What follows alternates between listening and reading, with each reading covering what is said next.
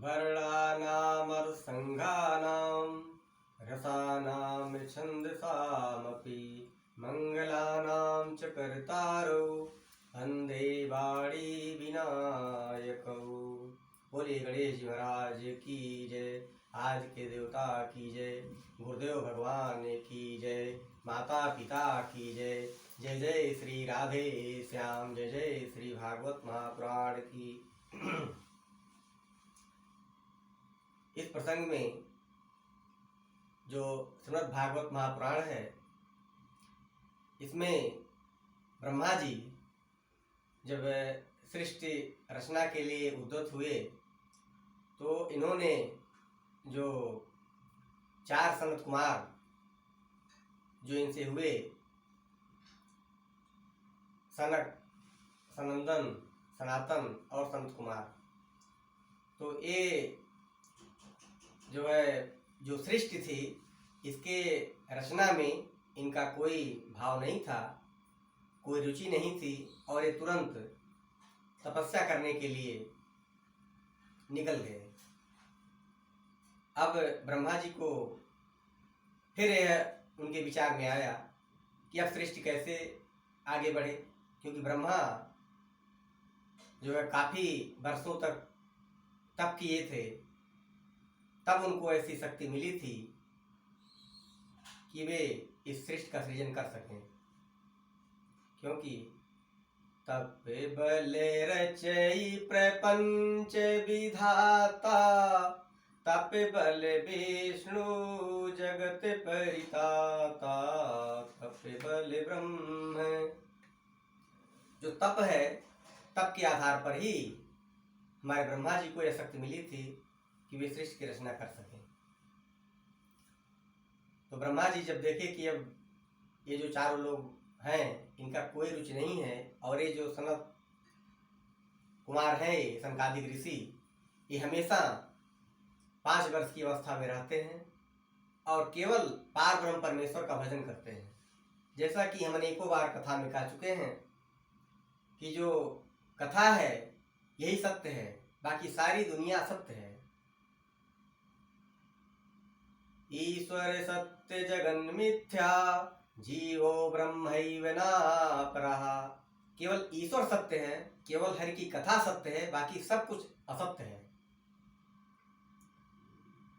तो वे हमेशा भगवान का अपहरण करते हैं, भगवान की कथा करते हैं और कथा में वे कहते हैं हरि शरणम हरि शरणम हरि शरणम श्री प्रभु शरणम, हरि शरणम हरि शरणम हरि शरणम श्री प्रभु शरणम, हरि शरणम हरि शरणम हरि शरणम श्री प्रभु शरणम, हरि शरणम श्री प्रभु शरणम। क्योंकि वो जानते हैं केवल इन्हीं की ऐसी शरण है जिससे सब कुछ प्राप्त किया जा सकता है। यानी जो ये भागवत कथा है, जो राम कथा है, ये जो कथाएं हैं, पार ब्रह्म परमेश्वर की जो साक्षात विग्रह है, इनसे भोग और मोक्ष एक साथ प्राप्त होता है। तो सनकं च सनंदन नम च सनातन कथात्मभू, सनत कुमारम च मुनीतजे विष्णु कुमार धरे तसः। तो इन लोगों का जब जो सनत कुमार थे ये अपना तप करने चले गए, तो यहाँ जो ब्रह्मा जी हैं वे, क्योंकि उनको सृष्टि की रचना करनी थी, तो उन्होंने थोड़ा सा, उनको ये चीज़ अच्छी नहीं लगी जब वो तप करने चले गए। तो उनके देखते ही देखते उनके दोनों भवनों के बीच से एक नील लोहित प्रकाश निकला और उससे क्या होता है कि उससे रुद्र पैदा हुए। मन्युर मनुर महिनिसो महाशिवरित ध्वजः, उग्ररेता भवा कालो वामदेवो धृत वृतः। उनसे जो है 11 रुद्र पैदा हुए। और जब वो बोले कि मुझे क्या करना है, ब्रह्मा जी बोले आपको सृष्टि की रचना करना है। तो वे लोग सृष्टि की रचना करने के लिए उद्यत तो हुए, लेकिन उनकी जो संतानें हुई वे पूरे सृष्टि को छिन्न भिन्न करने लगी, पूरे सृष्टि को नुकसान पहुंचाने लगी। तो ब्रह्मा जी ने उनको कहा कि नहीं, अब आप इसको बंद करें और इससे तो पूरी सृष्टि समाप्त हो जाएगी। तो धीरे वृत्ति ससुनो मां शन्योत्सर्पिलांबिका इरावती सुधा दीक्षा राध्याक्षो ते स्त्रियः। तो उनका जो ये कार्य था, जो रुद्रों का, उन्होंने अपना कार्य बंद किया और उसके बाद फिर ब्रह्मा जी ने कहा ठीक है, आप लोग तप करो और अब सृष्टि को के क्रम को यहीं रोक दो।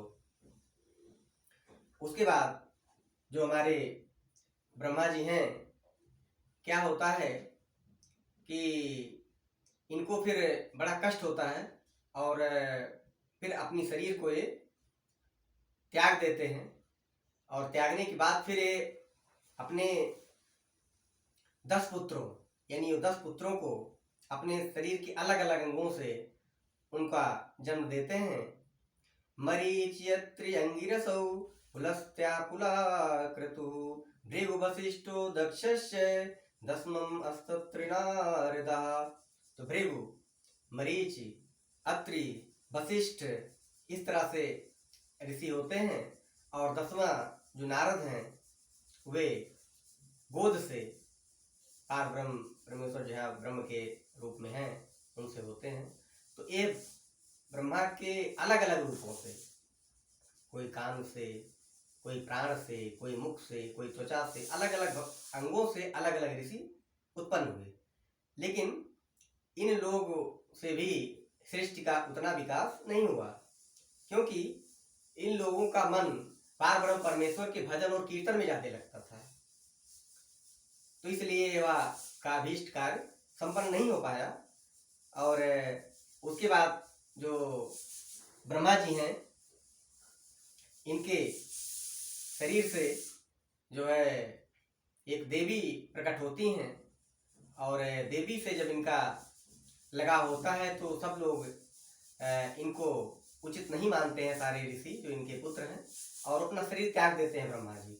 और जब शरीर त्यागते हैं तो उस शरीर से कोहरा बनता है, अंधकार बनता है, और तभी से इस सृष्टि में अंधकार की शुरुआत हुई, अंधकार होने लगा।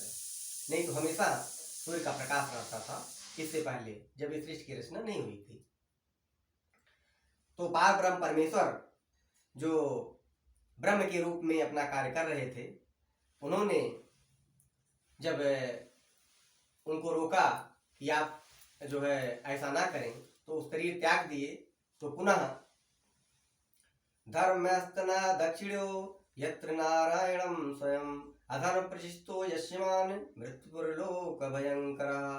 तो उनके जो अस्तंसा, उनसे दाहिने वक्ष से धर्म हुए और धर्म की पत्नी मूर्ति, उनसे भगवान नारायण पैदा हुए। और यम आदि अनेक पुत्रों के द्वारा उन्होंने पृथ्वी का कष्ट दूर किया, हर लिया कष्ट। इसी कारण भगवान का एक नाम हरि भी है, क्योंकि कष्ट हर लिया उन्होंने, जो सृष्टि के कष्ट थे। और उसके बाद उनके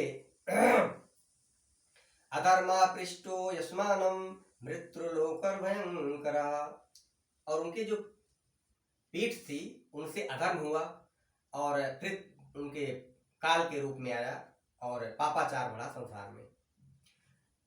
इसके बाद फिर क्या होता है कि जो सृष्टि की मूल रचना थी वह तो वहीं रुक गई, वह बढ़ी नहीं। तो अब ब्रह्मा जी क्या सोचने लगे कि ये कैसे हो, कैसे सृष्टि का विस्तार हो। छाया कर्दमो यज्ञे देहुत्यापति प्रभु मनसो देहस्तेश्च यज्ञे विश्वकृते जगता। उसके बाद उनकी छाया से, ब्रह्मा जी की छाया से कर्दम ऋषि उत्पन्न होते हैं।